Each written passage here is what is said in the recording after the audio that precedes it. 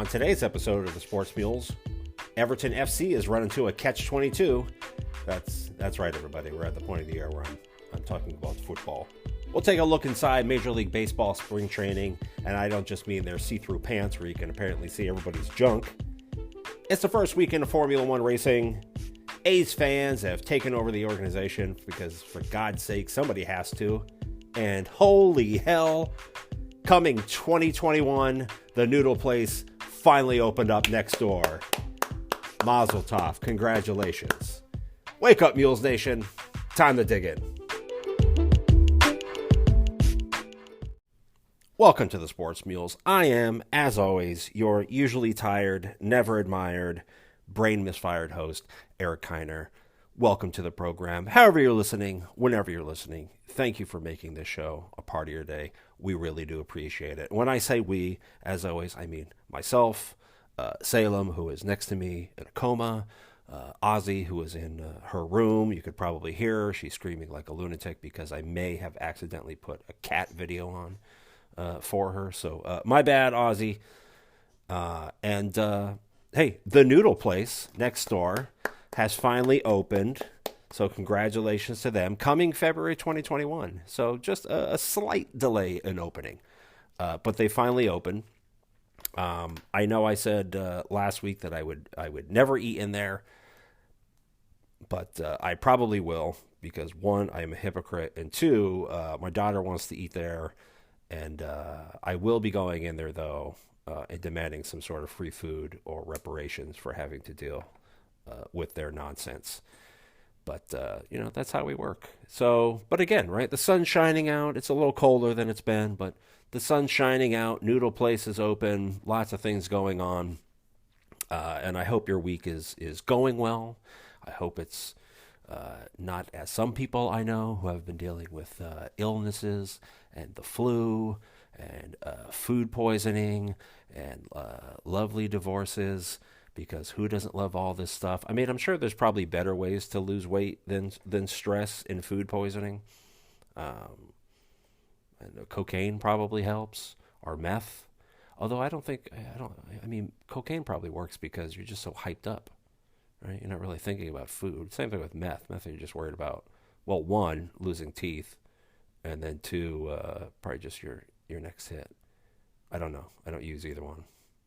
But, and that's a great way to start off a sports program, talking about cocaine and meth. But this is Sports Mules. This is how we do things. But again, welcome to the show. And, we have a few different things to cover today than usual, right? We've reached the point of the sports calendar where, football is over and we haven't gotten to the combine yet or getting ready for the draft. We're a little bit of lull. Baseball has started, so we have that. Basketball is still in the who really gives a crap phase of it when games don't count. Tournament will be starting soon, though, for NCAA, so we have that to look forward to. But, we have some races. Great week last week for NASCAR, closest race ever. But, yeah, and then I laid in bed last night and came up with old infomercials in my brain that I could fake having sponsors for. So we'll see how that goes. But it could go really, really good. Or, it can not go so good. But we'll find out how that all works out throughout the show. But also, let's see if I can get this worked. This episode will probably not get aired now because I've used it copyrighted. Is this copyrighted music? I guess we'll find out. Let's learn together, shall we? But it's that time, so let's talk some sports. So, spring training is in full swing. Pun fully intended on that one. And, as it's gone on and the games have finally started, and I promise this will not be the last time I talk about this. And the players have gotten out there and gotten their jersey. We've talked about it, fanatics, and the pants being see-through, where somebody literally bent over to take off their shin guard. And kudos to that young man, because he's popular with the ladies. But things have not been good, and they've been getting worse, and they've gotten to a point where MLB Players Association is now getting involved on behalf of the players because their complaints have gotten so high. And, going in and talking to MLB and talking to Nike and talking to Fanatics to basically ask them, what are you doing? Because these jerseys are one thing, but the pants, and again, they've said, well, the thickness is the same as we've always had. Well, okay, I'm sure that's they are, but whatever material you're using is clearly different and not the same, because this stuff is see-through. Like, talk about giving new meaning to two balls and a strike. So they've gotten involved now to go to them, and it's just at a joke. I know we talked about it last week. It's just an embarrassment for MLB. It's an embarrassment for Nike and for Fanatics to constantly be hearing this stuff from everybody, right? This just isn't me. Go on to any kind of sports talk or podcast or whatever. They are discussing this. This stuff has been brought up. So it's not good, right? This is your product, Major League Baseball. This is your product. This is what you want to put out there. And it's funny because part of the thing has been, and there's also the numbers on the back that are like perforated, and they said, oh, it's to help it breathe more. Well, it leads to more of it. It looks cheap, right? I'm glad that you're making technology or trying to use technology to make things lighter and more breathable and all that stuff. But when it comes at the cost of quality and what you're used to seeing, people don't care about that. And even the makeup of the jersey, the way they used to and they used to have these different panels and whatnot, and now it's just basically two pieces they sewed together. People just don't care. They don't care. And if you slowly were introducing this stuff as far as material or cuts or whatever, where you didn't notice, that would be one thing. But to shove everything out at once is insane. And another thing that people are having issue with is that the numbers are smaller and the arc in the back and the size of the names on the back. And amazingly, because, Nike and everybody else has told these teams, nope, this is it. There's no options. There's no do what you want. This is how things work. You don't like the lettering size. Tough shit. But incredibly, earlier this week at a spring training game between the Royals and the Angels, amazingly, the Royals had jerseys where it was clearly the new jerseys. One, because you can tell where the little logo was, MLB logo was on the jersey, and the fact that you could also tell if this guy was circumcised in the pants. But amazingly, the lettering on the jersey looked like the old lettering, what we're all accustomed to. And there is a fantastic website if you're into jerseys and all this kind of stuff and want to see new ones and old ones, whatever. UniWatch does a fantastic job, but one of their people called someone in communications for the Royal and said, hey, we noticed your jerseys. What's up with that? And they said, well, yep, they are the new jerseys. We just went to MLB and Nike and basically complained and got a waiver that said, all right, we'll go back to the old size. Which, when you see the two compared to each other, you go, what's the big deal? It's a name. When you look at the two compared, right, for either for TV or if you're at a ball game, the new ones you cannot see. That's how small and arced these are. You cannot tell. But amazingly, the Royals have the old one that we all know and love, and it is vastly different when you have the two next to each other. So MLB and Nike said, no, there's no wiggle room. This is how things are. But amazingly, the Royals got it.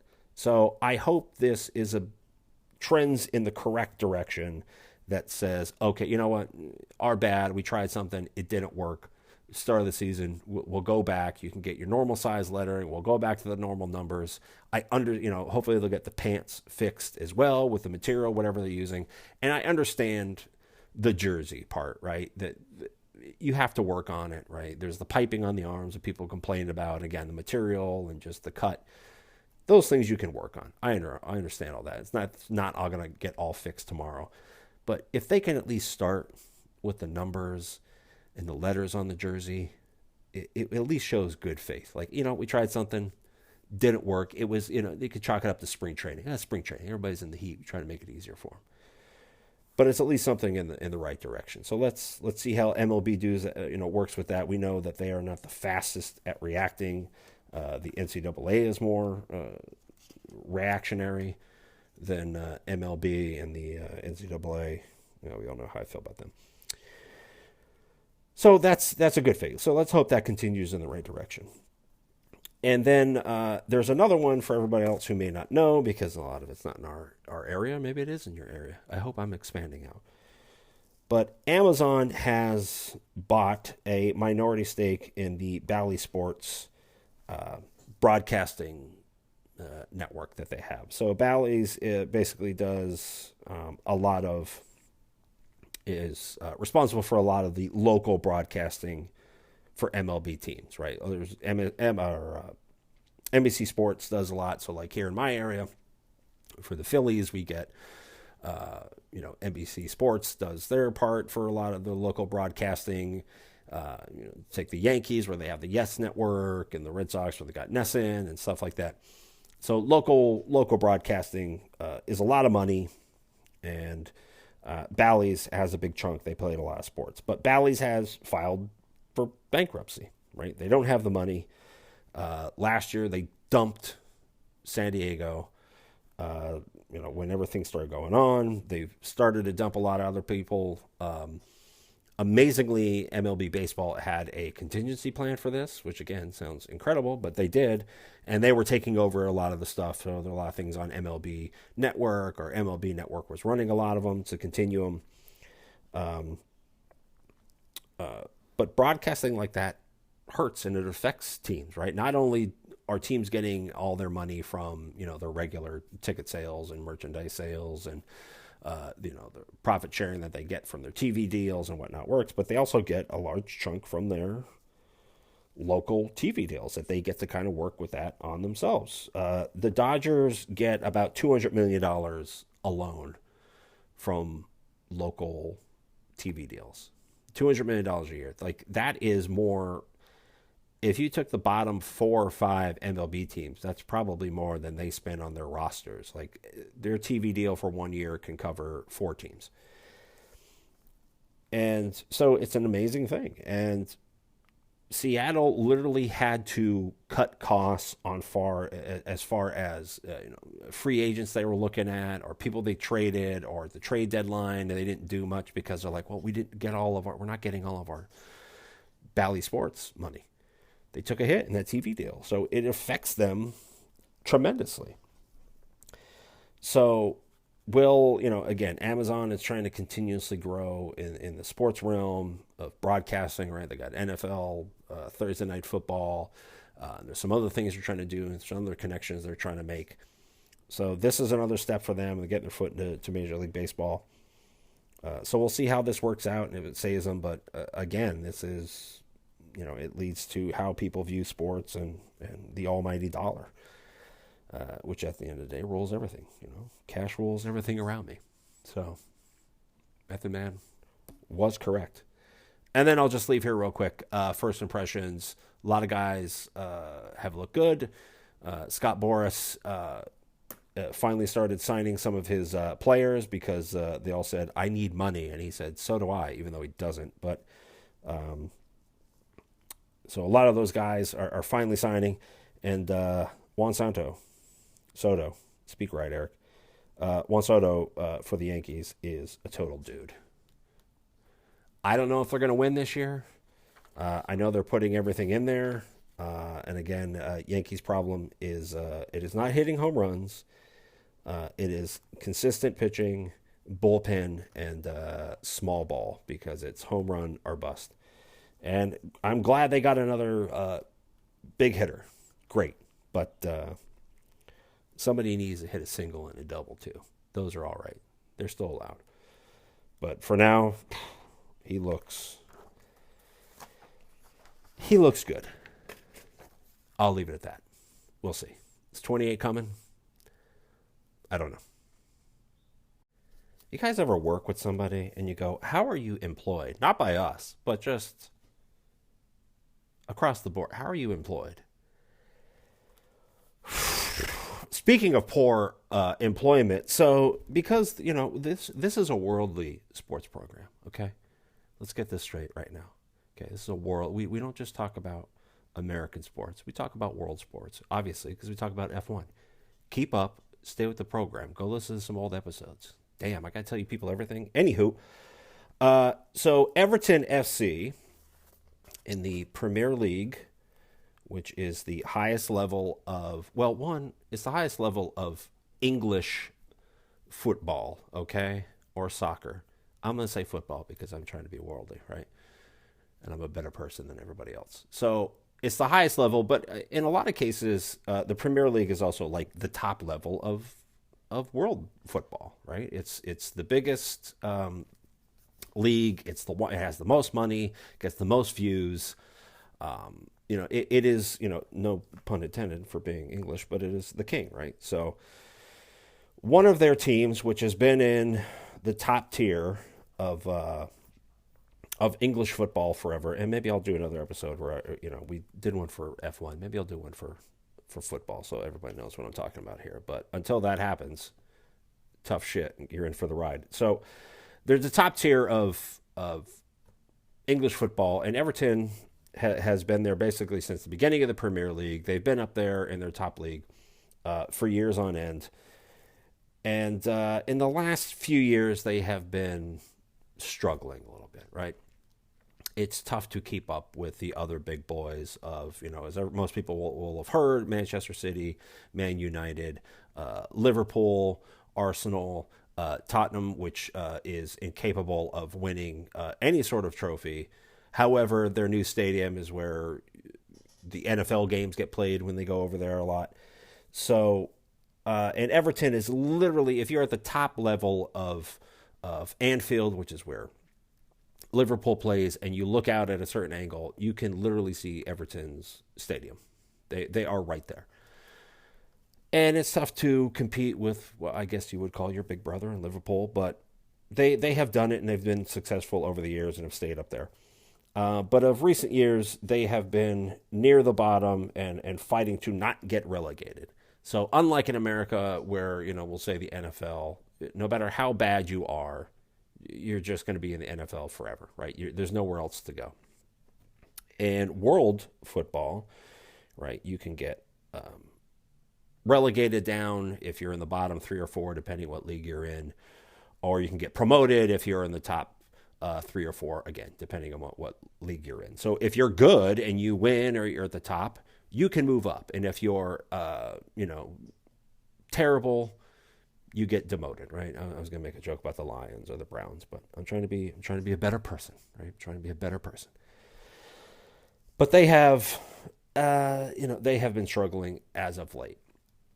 And most leagues in world football have this, whatever they want to call it. But basically, there's a profit and sustainability, easy for you to say, rule, PSR, which says, okay, although we don't have a salary cap, there are some confines that people have to work in that say you cannot exceed X amount of dollars lost within a 3-year period. And for the Premier League, I believe it is $105 million over 3 years that you can't have accrued losses. And it's not just the football, it's everybody they do there. So, it goes into salaries for the players, it goes into salaries for the staff, and, all their other, promotions and whatever else they're doing. And over the last 3 years, Everton has lost $125 million. So they have exceeded the PSR, right? The profit and sustainability rules. See, I said it the second time. And they had been, now again, right? This is something they get warning on, right? Because they see stuff every year, and they kind of come to them and they go, "You're super close, or you're there, or you've exceeded here. We're going to give you a little, do better, be better, figure some stuff out," which they clearly have not done. And earlier in the season, so at the end of 2023, they were originally hit with a 10-point deduction. right? So you get points for every game you win and tie. So you get 3 points for a tie, or 3 points for a win, 1 point for a tie. And that's the points from the deduction. So they exceeded it. They told them about it. They still exceeded it. They were way over it. And they finally said, okay, here's your punishment. You get a 10-point deduction. And when you don't have a lot of points to begin with, 10 points is a hell of a lot. So their original 10-point deduction took them basically into the relegation zone to get demoted. Went through, appealed it, and earlier this week it was appealed on the 10-point, but they still got a 6-point deduction, which took them from 17th. So there's 20 teams in the Premier League. I should say that as well. Bottom 3 get relegated. So if you're 17, you're pretty damn close. And they went from 17 and they moved up to 15th. Still not great, but a little bit more breathing room. And, you got 4 points back. And the problem with relegation, right? If you get relegated,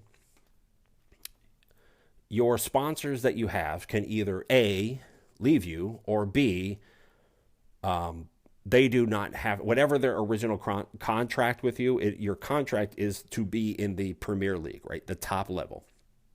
And then there's different things that go in the contract that say, okay, we're going to give you, $50 million a year to be your primary chest kit sponsor, right? So when you see players, that first logo that is on their chest, other than the badge, is the primary one, right?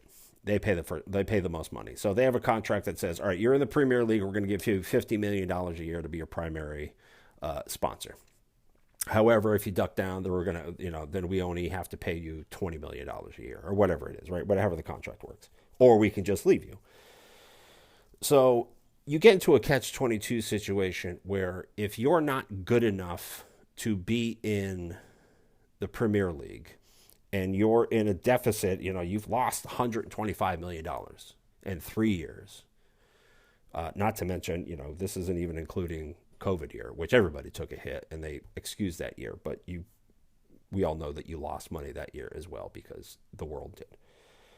But you're down $125 million. And if you get, relegated down, for a fact you are now going to lose more money because the $50 million sponsor you had last year is now only going to pay you $20 million. So you've already taken a $30 million hit. And that, that goes through all of your sponsors and everything else, the ticket prices that you're going to get because people are not going to pay Premier League prices to go to a championship, which is the division right below the Premier League. You're not going to pay as much. And to be honest, European football, all their ticket prices are relatively manageable, even season tickets, unlike America, which are, god awful. Those are actually made for fans to go and enjoy themselves. But anyway, that's a whole other rant. But you're going to lose money there. And then again, the other big problem you have is that you still have to pay your players whatever their contracts are, right? Just because you move down doesn't mean, well, we moved down so I don't have to pay you what we were paying you for the Premier League. No, you still have to pay them. And you can either A, continue to take that hit, or, B, loan out some of those, your good players, to other places so that you can recoup some of that money, or you don't take such a hit, or you have to just, outright get rid of them, which then again makes your team not as good. So you're already struggling financially. You're going to take a bigger financial hit. You're already struggling talent-wise, which means you're now going to take a more of a hit. So your chances of winning your league or being in the top 3 to get promoted again take a massive hit. And that's why you see some teams, there's some that are perpetually up and down, right? They're just, hey, we're going to be bottom 3, but top 3 are the one below every year, and they just go up and down.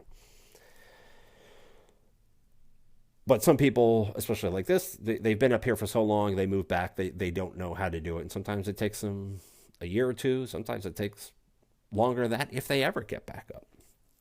And there's lots of examples of that. So, and also your TV money. So, right, so you're in the Premier League, and like every other contract, even here in the States, you're part of that TV contract. So every team gets an equal share of the pie. But when you move down again, right, you're in a different tax bracket.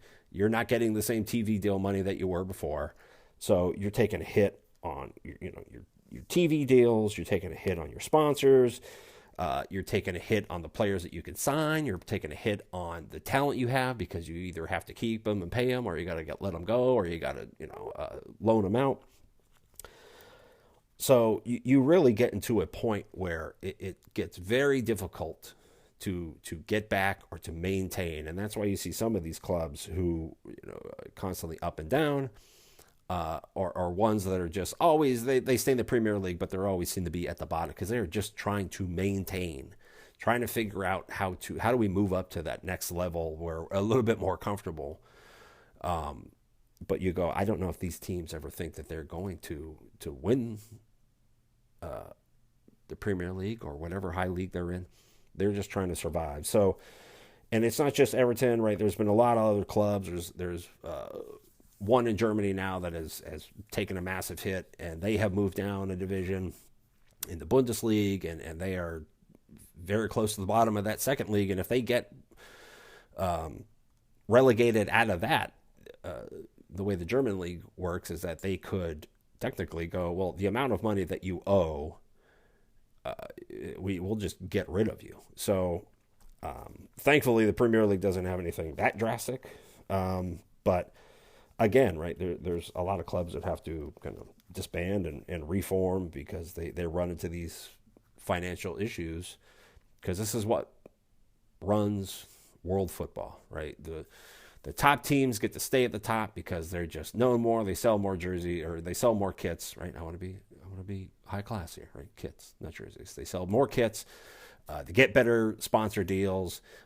They get to do everything else. So they're just constantly there flush with money with their academies. They can get more people, so they can loan those out, and then they get money from their players through their academies. So there's a lot of options they have, and it's kind of continuous flow. So when you get places like even Barcelona a few years ago, that's the financial issues, you kind of go, what the hell are you doing?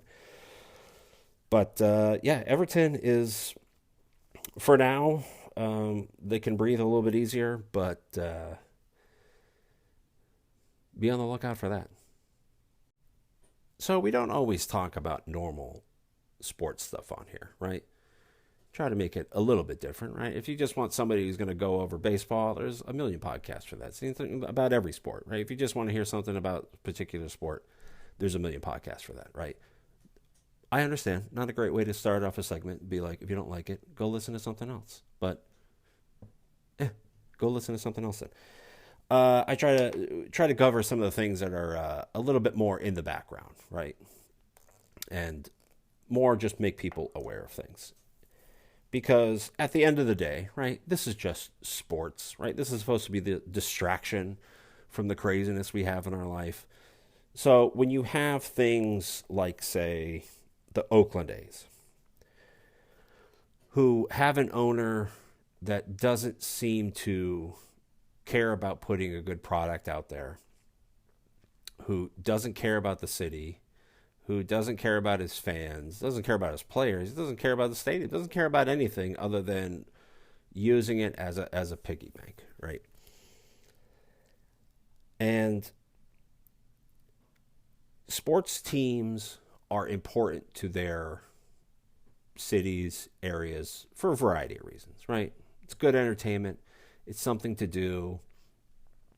It produces jobs either in construction or update for stadiums and arenas, and for the vendors that work there, and for small businesses or local businesses to be able to sell their products, right? It's more than just a game externally, because, again, right, the ripple effects that come out from it in a community, for individuals, for businesses, for everything, for the opportunity it provides.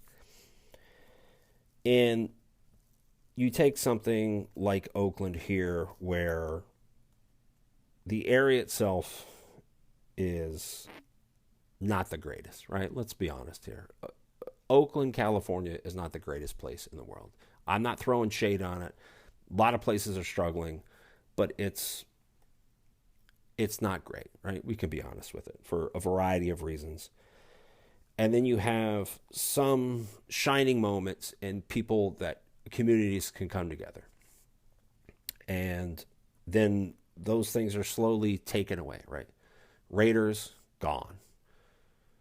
Warriors move to the other side of the bay. They go to San Francisco, right? And a horrible, that's a bigger stab in the heart than like the Raiders leaving. Not only did you leave us, but you went across the bay to, the enemies per se. And the last thing they really have, big time sports wise or entertainment wise, is the A's.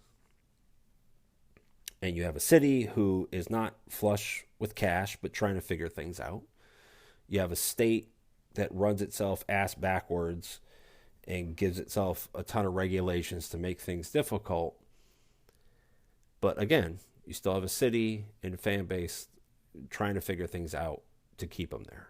But then you have an owner who doesn't work in good faith, who doesn't really care. He wants to take the team somewhere else because, we can go someplace. We'll get a new influx of everything. We'll just make more money on that.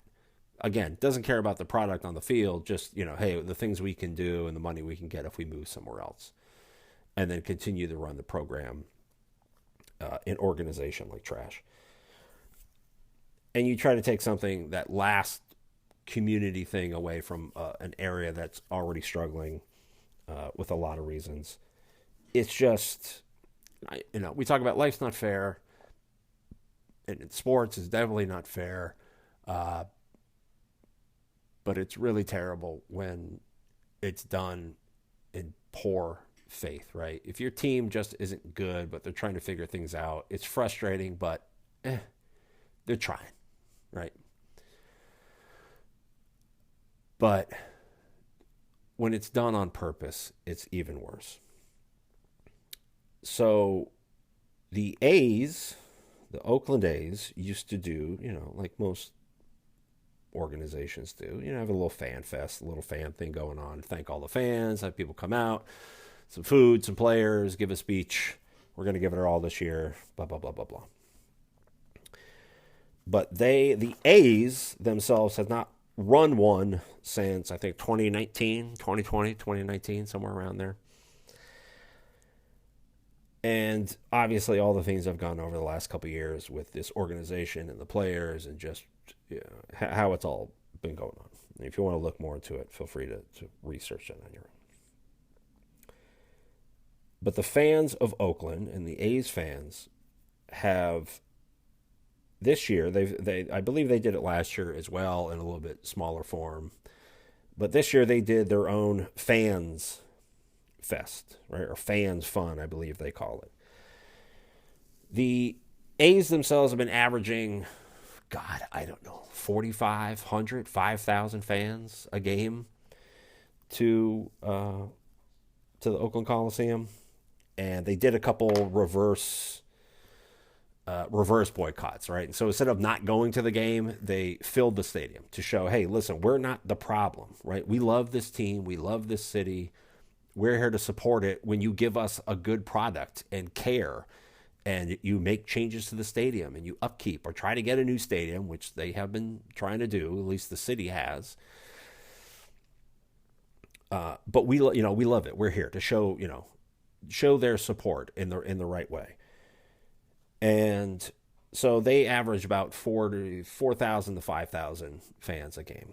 At their Fans Fund, they had over 10,000 that came out to this, block party type event.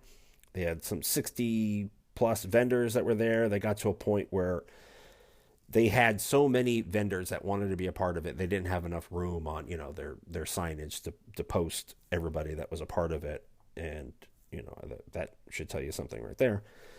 And they had a ton of former players that showed up. You probably won't know most of these, but I'll say some of them. Grant Balfour was there. Mike Norris, and one of my favorite names of all time, Coco Crisp. That's a legit name. I'm not making that up either. Coco Crisp was there, along with a bunch of other people there.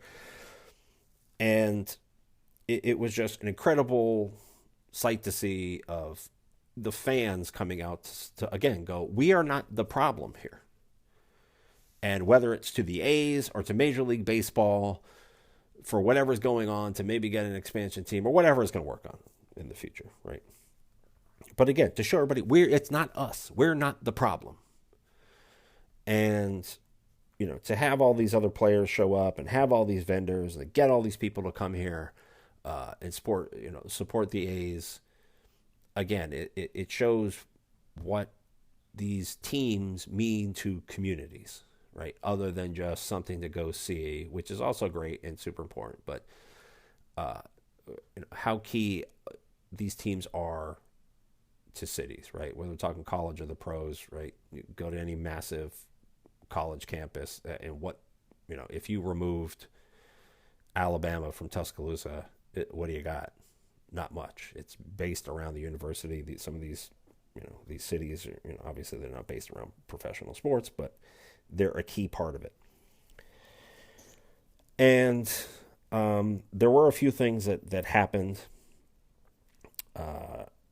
So the A's, in their grand "we love our fans, we're here for you guys" fashion, tried to crush and get rid of this block party and fans fund support. Try to get rid of it. One original big sponsor, Jake's Brewery, pulled out. Right? They said no. We just had conflict. We had some other things going on. We couldn't send people there. Even though other people said, hey, the A's called them and said, you're one of our top, sponsors that we have. We sell your beer all over our stadium for games. If you do this, we're going to pull the contract. And then Drake does it, right? Makes sense. But again, this is how the A's operate. And we know this because the A's had reached out to some other vendors to basically try to pull the same thing. And those vendors just said, no, we don't care. Because one, we think it's right. And two, if you want to leave us next year or 2 years, whenever the hell they're going to leave, you're going to leave here. And we still have to be a part of this community. So as professionally as possible, which means it didn't come from me, but basically I said, no, fuck off. We don't care. You want to drop us? Fine, drop us. Because next year we're still going to be here and you're not. But again, you have vendors like that who stand up to the A's, who are trying to get rid of it because it makes them look bad, because you are bad. I mean, let's be honest, what you're doing, it's not right. If you just couldn't work out a deal with the city, or the city was working in bad faith, or you were just in an area where fans just generally just don't care about it, okay, I can understand that stuff. But obviously, it doesn't. Where you get reverse boycott nights where they fill the stadium, where they run their own fan fest and get 10,000 plus people there, where the city has tried, they've bought land, they've done stuff to essentially give you so you can build it and then help you out with taxes and finance and everything else, and you still won't do it. So you can't say it's not because you don't have the money. You can't say it's because the city isn't doing anything, or we don't have the support. All of it's nonsense. It's just because you want to leave because you think the green is grass, or the grass is greener, easy for you to say, on the other side, ironically trying to go to Vegas where there is no fucking grass. Well, at least not that kind of grass. But it just shows how important athletics and sports is to areas, right? Forget wins, losses, all that kind of stuff that goes on. Just what it means to a community and a city and an area for pride. And Oakland, who has been struggling with a lot of things, and to constantly have their pride and their sports teams taken away from them. Raiders have left. Warriors have left. The A's want to go, or trying to leave. It's just, like I said before, life isn't fair. Sports definitely aren't fair. But there's a difference between unfair and willful ignorance. Well, welcome to the Paddock. In a segment, I will definitely not be trying to sneak in any music from Formula One, because I'm not going to do that, right? I've already spent enough time on this podcast to have it shit canned for that. Have it be shit canned for me, not because I played a song, right? Let's do it for the right reason. But so yes, welcome to the Paddock. So this is where we talk about some racing. So first we'll start off with last week's NASCAR race and the closest race ever. If you didn't see it, it was essentially, if you've ever seen the movie Cars, it was that ending, right? 3 of them at the line, normal eyesight, you cannot pick it out. Literally had to go to the camera, photo finish, and then, I don't know, somebody went with a ruler or whatever the hell they did. But to look at it, at the end of the day, you have Kyle Busch, Ryan Blaney, who is the defending NASCAR champion, and one of my favorite guys, Daniel Suarez. They're the 3 at the end. Daniel Suarez wins by .003, right? .003. Closest finish ever. Almost indiscernible time. I could make some mom joke about that. But again, trying to be better. Class up this podcast. I'm not going to do it. So feel free in your comments to write your best 3-second your mama joke.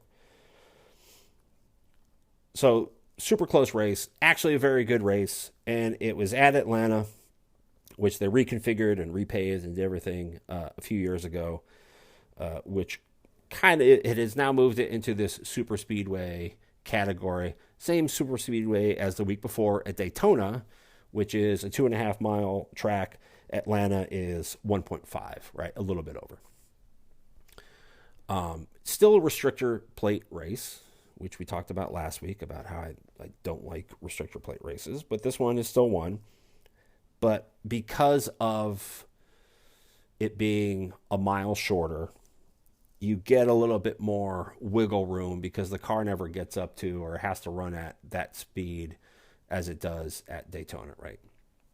And you get a little bit more hands of the driver and the car to make moves, right? You don't get these massive lines. You get some more play in it, more actual racing. And I think that shows the idea of the restrictor plate and what it can do to keep things safe and not have things go off the rails, but yet you still have racing, which I don't know if we always get at Daytona and Talladega and these, super, super speedways. But it was a great race, right? No massive crash, no big one, take out half the field. Even Salem agrees here. But just a super entertaining race, and I think that's what the NASCAR needs more of. I know everybody loves the super speedways about, and going super fast. But again, you want some racing, and a sport that came from literally racing on the beach and dirt track racers and small tracks. This is a little bit closer to what NASCAR is about and should be about. So kudos NASCAR running a great race in Atlanta for being great hosts and having a great race. And then you get this incredible finish. But this is some stuff that NASCAR should focus on. Get more of this. Maybe, the restrictor plate, maybe a little bit smaller, a little bit more airflow. But again, a step in the right direction. So kudos to Daniel Suarez for his victory. Great finish. And now this week is also, which I've been watching some of today, practices and whatnot. So F1, the first F1 race this week at Bahrain. So Bahrain is a 5.4 kilometer, which is just over 3.4 miles. I do know some things. You got 57 laps, there's 15 turns, 3 sections, 3 DRS sections. Spoiler alert, every track has 3 sections, 3 DRS sections. But again, I wanted to sound cool and better than people. But it's the first race of the season. And if you go and look at some stats online as far as racing competition, right? So we talked about Everton and the Premier League, and the Premier League being leaps and bounds above all the other European and world football leagues. Basically, kind of the same way with Formula One. Formula One is so vastly above every other racing league in viewership, sponsorship money. Um, it is insane. There's about 60 million people a year that attend, watch, buy merch for Formula One, compared to, I think it's 27, 28 million for NASCAR. And again, not putting down NASCAR, just showing exactly how leaps and bounds Formula One is. So, but first race weekend, super excited for that. So I'll give you my little quick breakdown here of my predictions, right? So next week or 2 weeks from now when the next race is, or next week, whenever, I'll do what I want. It's my show. We'll see how good or bad I am. So we'll go with podium. So our top three, number 3 and number 2 probably surprise a lot of people. So number 3, I'm going to go with Carlos Sainz. And yes, I have to say it that way. So Ferrari has looked vastly superior. I think they're going to have a very good weekend. So I'm going to put Carlos at 3, and then I'm going to put Brooks' favorite Charles Leclerc at 2. I think he's going to come back, start off strong, and have a very, very good weekend for Ferrari, but especially for these two. And then number 1 is just a waste of time. It's just going to be Max. So, and I'm not going to play the song. Because I don't want to get demonetized. Not that I make money, so I guess it doesn't matter. I just don't want it to not get put somewhere. So anyway, Max is going to win. So that's our podium. So 1, 2, and 3. So Max, Charles, Carlos. And bottom 4, I'm essentially going to stick with Haas because Haas has looked terrible. Thanks, America. Haas has not looked good. And in practice this morning, they look like they are Flintstone carring it around compared to everybody else. So Haas will be at the bottom. And then I'm going to probably say Kick is probably going to be mixing their way. So they're probably my bottom 4 right there. And then at the end of the day, constructors points leaving this one, I'm going to say Ferrari will be 1, Red Bull will be 2, Mercedes, and Aston Martin. If the owner's son, Lance Stroll, doesn't, have an episode and randomly just crash the car or his teammate's car or whatever else he likes to do during races other than finish them. So that's my podium. That's my last 4. This is my constructors top 4, leaving it. We'll see how good I am. And if you have any questions or concerns, please let me know so that I can not answer them.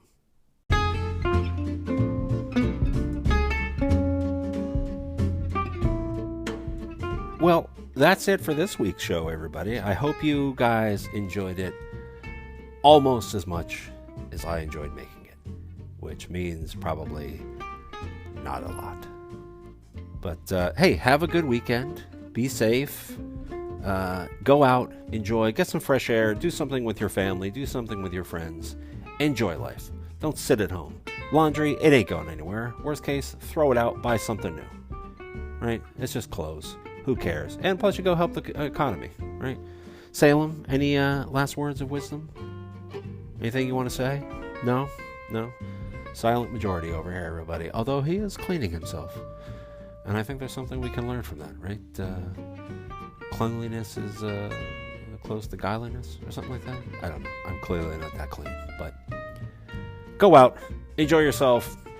Enjoy the races this weekend. Have fun. And as always, dig in. Go Mules.